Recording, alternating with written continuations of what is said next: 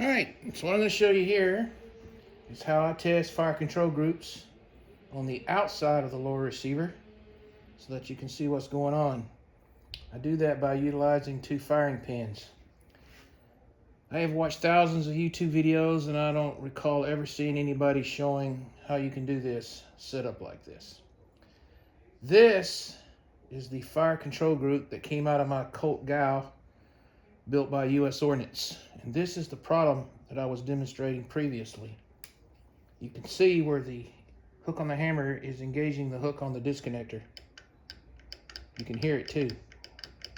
You shouldn't be doing that.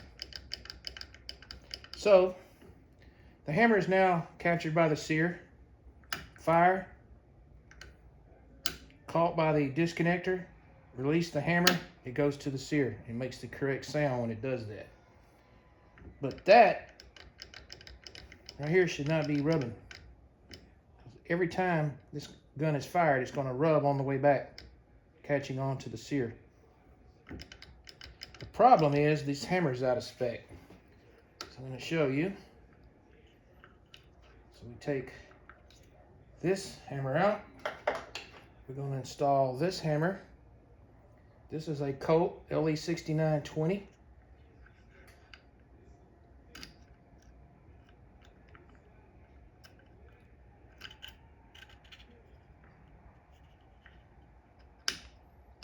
Now, we got that one. We're caught on the sear. Fire. It goes back. It's caught on the disconnector. Release the trigger. It goes to the sear. Now, works perfectly. There is no rubbing between the hook on the hammer and the disconnector. See that? Something is out of spec with this hook right here. So what I wound up doing is I wound up replacing the entire fire control group that came in my Colt Gal with all brand new LE6920 parts. I do not have this problem with my other three U.S. Ordnance built guns, only this one. So once again, we have fire, disconnector, sear. This is how you can test your parts. You can test them on the outside of the lower receiver so you can see what's going on. And you do that by using firing pins, which have the diameter of .154, which is the same as trigger and hammer pins.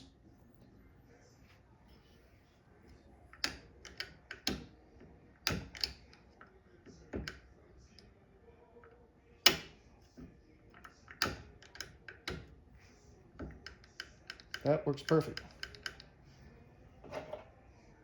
There's also an issue with this disconnector I don't like. Even though that's not a problem, I will try and show it to you.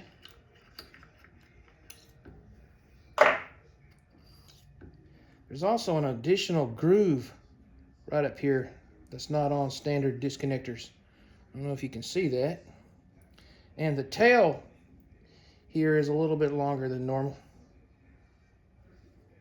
Let's see if we can pull this firing pin out, and you can get a better view of that extra groove underneath the hook and the wider tail. Cheap parts and a $2,500 gun. All right, that's the joy of modding.